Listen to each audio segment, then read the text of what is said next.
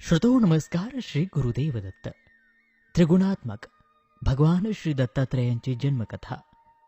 एक विनंती, चॅनलवरती नवीन असाल तर चॅनल सबस्क्राईब करायला आणि हा व्हिडिओ जास्तीत जास्त शेअर करायला अजिबात विसरू नका. भगवान श्री दत्तात्रेयांची जन्मकथा.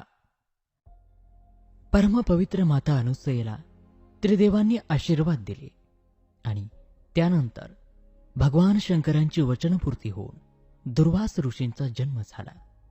आता वेळ होती रमा माधवाच्या वचनाची, म्हणजेच साक्षात श्री भगवान दत्तात्रेयांच्या जन्माची. साक्षात वैकुंठ रमण रमापती जन्म घेणार म्हणजे साऱ्या जगताचा उद्धार होणारच. समस्त व्यथा भवतापांचा निराश होणार. जन्ममरणाची फरफट संपणार. आधिव्याधींची कटकट मिटणार आणि सकल कामनांची परिपूर्ती होणार. जो जे वांछेल ते त्याला लाभणार. आरोग्याचं साम्राज्य होणार. सर्वत्र सुखाचं साम्राज्य पसरणार होतं. ब्रह्मवृंदांच्या वेदचर्येत निमग्न असलेल्या आणि आपल्या लाडक्या दुर्वासाच्या पोवड्या वेदपठनानं सुखावत असणाऱ्या अत्रि मुनींना परमेश्वरी इच्छेनं समागमाची तीव्र इच्छा निर्माण झाली आणि साक्षात श्री विष्णूंच्या तेजाचा अंश अनसूयेच्या गर्भकोशात दिसामासानं वाढू लागला. पुन्हा खूप दिवसांनी अनसूया गर्भवती झाल्याचं कळताच सर्वांना आनंद झाला. पर्णकुटीतला आणि त्या बाहेरचा सारा आसमंत त्या वार्तेनं बहरला, मोहरला. आसपासची वृक्षराजी, तरुलता ह्या स्वर्गातल्या कल्पद्रुपाप्रमाणे फुलल्या, फळाफुलांनी लहडल्या. त्यांचा सुगंध आसमंत व्यापून उरला. कोकिळा, भारद्वाज, शुकादी पक्षीगण मंजूळ स्वरात मधुर गान करू लागले.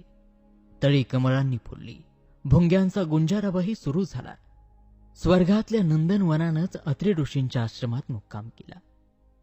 घरची गोधनही वारीमाप दूध देऊ लागली. दूध, तूप, गोरस कशा कशाला म्हणून कमी नव्हतं.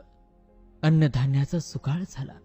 अतिथी अभ्यंगतांची वर्दळ वाढूनही समृद्धीला खळ लागेना.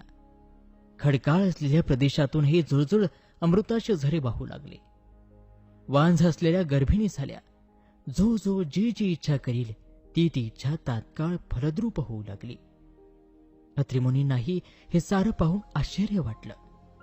दुर्वासांचे बोबडे वेदपठन ऐकून बहिरेही ऐकू येण्याची शक्ती मिळवू लागले. पांगळे चालू लागले. आंधळे डोळस झाले. अज्ञानी ज्ञानी झाले. ज्ञान्यांना ब्रह्मज्ञानाची प्राप्ती झाली. ही सर्व या गर्भसंभवाचीच कळा होती, पण ती अत्रि ऋषींशिवाय कोणालाच समजली नाही. वातावरणातील हा फरक पाहून सारे सामान्य जन आश्चर्यचकित झाले होते, मंत्रमुग्ध होऊन राहिले होते. ज्याप्रमाणे सूर्याची आभा दिवसेंदिवस वाढावी आणि तेजपुंज भानू दिसावा, त्याप्रमाणे अनसूयेची कांती शुद्ध विजाच्या अंबुधराप्रमाणे तेजपुंज बनत होती आणि दिसामासन गर्भवती होत होती. असं होता होता 7 महिने झाले. 7व्या महिन्यात अत्रि ऋषींनी माता अनसूयेला विचारलं, हे प्राणप्रिय, चातुर्यखानी, कुरंगनयने, तुला कोणकोणत्या इच्छा होत आहेत हे न लाजता, मनी कोणत्याही प्रकारचा संकोच न ठेवता मला सांग. अत्रि मुनींचं हे संभाषण ऐकून अनसूया लाजली आणि म्हणाली, हे नाथ, आपल्या चरणांचं पूजन करून आपल्या सहवासातच तप करावंसं वाटत आहे. त्याचप्रमाणे तपोवनात स्वच्छंदपणानं विहार करावासा वाटतो आहे. तीर्थाटन करून योगाभ्यास करावा. जप तप अनुष्ठान करून दानधर्म करावा. वेदांताविषयी चर्चा ऐकावी. पण रिद्धिसिद्धींना आपल्या दासे करून अवघ्या भूतमात्रांवर दया करावी. उदंड भाग्याचे त्यांना धनी करावे. नानाविध प्रकारचं सुरस सुग्रास भोजन करावं आणि इतरांनाही खाऊ घालावं, असं मला राहून राहून वाटत आहे आणि वैराग्याची ओढही अनिवार्य होत आहे. हे गर्भ उद्गार ऐकून त्या ब्रह्मकुमार अत्रींना अतिशय आनंद झाला आणि ते म्हणाले, खरोखरच जगाच्या उद्धारासाठी प्रत्यक्ष परमात्मा आपल्या घरी राजयोगाच्या रूपात अवतरणार आहे. आणि मग एक सुदिन पाहून त्यांनी आपल्या कुलातील सर्व ज्येष्ठ श्रेष्ठ ऋषींना ऋषीपत्नींना आपल्या घरी भोजनाप्रित्यर्थ बोलावलं. त्यांना जे जे हवं होतं ते अनसूयेला आग्रहानं आणि कौतुकानं खाऊ घातलं. तिला औक्षण करून तिची ओटी भरली, करशुद्धी करून मुखशुद्धीसाठी तांबूल दिलं आणि द्राक्षमंडपात तिची मृदुमऊ शय्या अंथरली. अनसूयेनेही आपल्या हातांनी त्या सुवासिनींना हळद कुंकू, कर्पूर चंदन आणि फळांचा मेवा अर्पण केला. त्यांनाही सुखावलं, संतोषवलं आणि सर्व सुवासिनींचे आशीर्वाद घेऊन त्यांना बोलावलं. 8व्या महिन्यातही अशी इच्छा भोजनं चाललीच होती. तेव्हाच तिथे माऊलीला नारद मुनी दिसले आणि तिच्या आनंदाचा पारावार उरला नाही.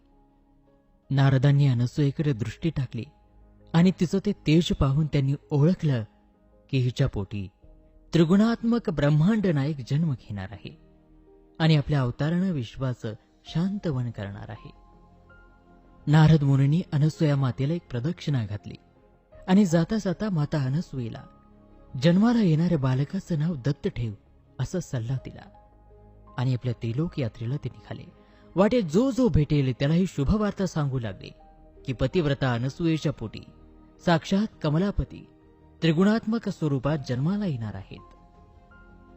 ज्या वेळेला 8वा संपून 9वा महिना लागला तेव्हा ही शुभवार्ता घेऊन नारद मुनी रमेकडे, उमेकडे आणि सावित्रीकडे गेले. तिन्ही देवींना आनंद झाला. त्यांनी 9 मास केव्हा भरतात त्याकडे दृष्टी लावली. अनसूयेसाठी आणि अनसूयेच्या पोटी जन्माला येणाऱ्या त्या बाळासाठी सर्व लेणी तयार केली. बाळंतिणीला लागणारे साहित्य जमवलं आणि त्या आश्रमाकडे निघाल्या. सर्व देवातिदेवही आपल्या गणांसह, यक्ष किन्नरांसह, गंधर्व अप्सरांसह दाटीवाटीनं आकाशमंडळात येऊन उभे राहिले आणि त्या शुभ घटिकेची आतुरतेनं वाट पाहू लागले. आणि ती शुभ घटिका भरली. त्रिगुणात्मक त्रैलोक्य अवतार जन्माला आले. ती तिथी होती शुक्ल पक्ष, इंदू बाजर, रोहिणी नक्षत्र, चतुर्दश पौर्णिमा, मार्गशीर्ष महिना आणि हेमंत ऋतू होता. अशा त्या अमृतपेला ते चैतन्य तत्व प्रगटलं. अत्यंत अवर्णनीय तेज असं म्हणतात पसरलं. ते तेज पाहून सर्वांचे डोळे दिपले. पण दिपलेल्या डोळ्यांनी मग ते साजिर गोजिर रूप पाहिलं आणि सुरगणांनी जयवाद्यांचा घोष केला, पुष्पवृष्टी केली. गंधर्वांनी आपल्या सुस्वर स्वरात गायनाला प्रारंभ केला. अप्सरांनी मोहक नृत्याला आरंभ केला. मंगल घोषात विविध वाद्य निनादू लागले. घंटा घनघनू लागल्या आणि सर्व ऋषिकांताही आनंदानं गदगदल्या. त्यांनी बाळाला उचलवून घेतलं. उष्णोदकानं त्याला स्नान घातलं. सुगंधी चूर्णानं मर्दन केलं आणि मधाचं बोट चाखवलं. ते सुकुमार कोमल बाळ कसं होतं, अगदी मनस्वी आगळ होतं. त्याला 6 भुजा होत्या. अतिशय सुहास्य आणि सुकुमार अशी 3 मुख होती. ते सुंदर रूपडे पाहून सर्व देवांगना लगबगीनं पुढे आल्या आणि त्यांनी पंचारती घेऊन उभाळलं. आरती गायली, पुष्पवृष्टी केली. सर्व देव आणि ऋषीवर परस्परांना भेटले. गुढ्या तोरणं उभारली गेली. सुवासिनींनी एकमेकींना हळद कुंकू हरिद्रा वाटली. उमा, रमा, सावित्री, गायत्री आदींनी बाळाला आशीर्वाद दिले. त्यावरून लिंबोलून उतरवून टाकलं आणि अनसूयेला वंदन केलं. ब्रह्मपुत्र अत्रि ऋषींनाही सर्व देव भेटले. नारद मुनींनीही अत्रींना आलिंगन दिलं आणि म्हटलं, आपल्या पोटी साक्षात परब्रह्म अवतरलं. आपण दोघे खरोखर धन्य आहात. सर्व देवाधिदेवांनी अत्रींची स्तुती केली आणि प्रस्थान हलवलं. पर्वताला 3 प्रदक्षिणा घातल्या आणि त्या जगद्गुरु मायातीत परब्रह्माची स्तुतीपर आरती गाऊन आपापल्या विमानांसह स्वर्गामध्ये उड्डाण केलं. तेजपुंज भास्कराच्या उदयानं ज्याप्रमाणे काळ्या कुट्ट यामिनीचा नाश व्हावा आणि अंधकार विरून झळझळीत प्रकाश पसरावा, एखादं रामबाण रसायन सापडून शरीरातील ठाण मांडून बसलेल्या रोगांचा नाश व्हावा, किंवा समर्थ पंचाक्षरी मंत्राचा उच्चार करताच पिशाचांचा नाश व्हावा, त्याप्रमाणे ही त्रिगुणात्मक मूर्ती प्रगटताच भूतलावरील दुःख शोकांचा विनाश झाला. आनंद आणि संतोष करते झाले. असा हा पूर्णानंदाचा कंद सिंहांचल पर्वतावर दिसामासानं वाढत होता. रिद्धी सिद्धी आपणहू पाणी भरत होत्या. ऋषिगण येऊन मंत्रपाठ म्हणून जात होते. कामिनी पाळणे गात होत्या. रात्रीला पुन्हा वेदघोष दुमदुमत होता. अशा रीतीनं 5वीची पूजा पार पडली. 10 दिवस सुवेराचे संपले. शुद्ध स्नान करून 11व्या दिवशी अत्रि मुनींनी सर्व ऋषीगणांसह आपल्या बाळाचं मुखप्रक्षालन केलं आणि त्याला मध साठवला आणि त्या बालकाच्या दर्शनानं त्यांचं मन आनंदानं भरून गेलं. 12व्या दिवशी 12 बळींची पूजा करून सर्व प्रजेला आमंत्रण देऊन नामकरण सोहळा सुरू झाला. सहस्र ब्राह्मणांची षोडशोपचारे पूजा करून त्यांना गंधाक्षता वाहून आसन देऊन त्यांचा सत्कार केला. त्यांना सुवासिक फुलांच्या माला अर्पण केल्या, धूपदीप अर्पण केले आणि संकल्प सोडून पंचपक्वानांचं भोजन त्यांना दिलं. तृप्त होईस्तवर ब्रह्मरुंद जेवले, संतोष पावले आणि दुवा देत अशीच भरभराट सुख समृद्धी नांदो असा आशीर्वाद देत ते तृप्त होऊन गेले. सौभाग्यवान लुटली आणि आग्रहानं सर्वांना भोजन माता अनुसूया वाढू लागली. सर्वांनी आसन मांडून प्रथम पुत्रासह बाळासह अनुसूयेला बसवलं. तिला औक्षण केलं, तिची ओटी भरले आणि तिला नवीन वस्त्र नेसवली.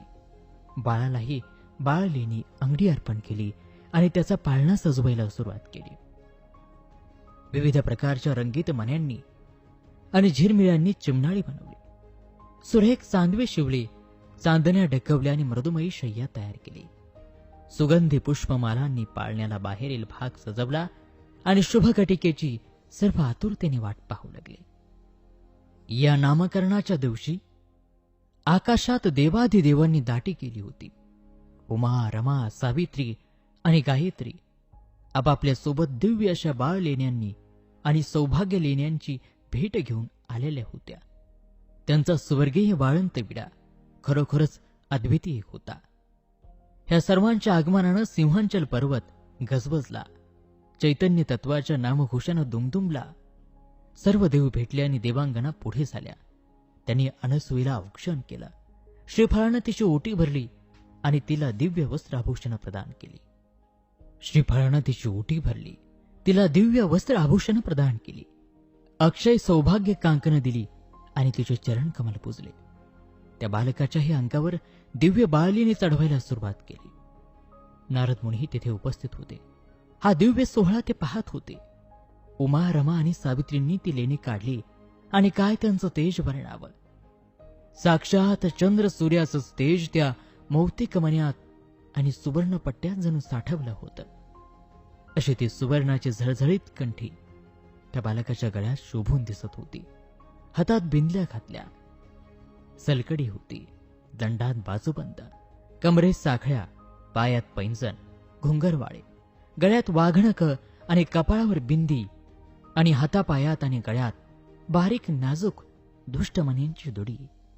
असं ते त्रिगुणी बाळ शोभून दिसत होतं. आणि हेच ती सर्वोत्तम वेळ. सर्व ऋषीध्वजांनी म्हणताच रमेने उचलून त्या बालकाला पाळण्यात घातलं. पाळण्याचा दोर आपल्या हाती घेतला. उमेने गाणं म्हणायला सुरुवात केली आणि गायत्री, सरस्वती, सावित्री, अहिल्या यांनी तिला साथ दिली. गायत्रीने विचारलं, माता अनसूये, लवकर सांग, याचं नाव काय ठेवायचं? अनसूयेनं काही सांगायच्या आत चतुर उमेने काही एक विचार केला आणि म्हटलं, याचा पिता अत्रेय.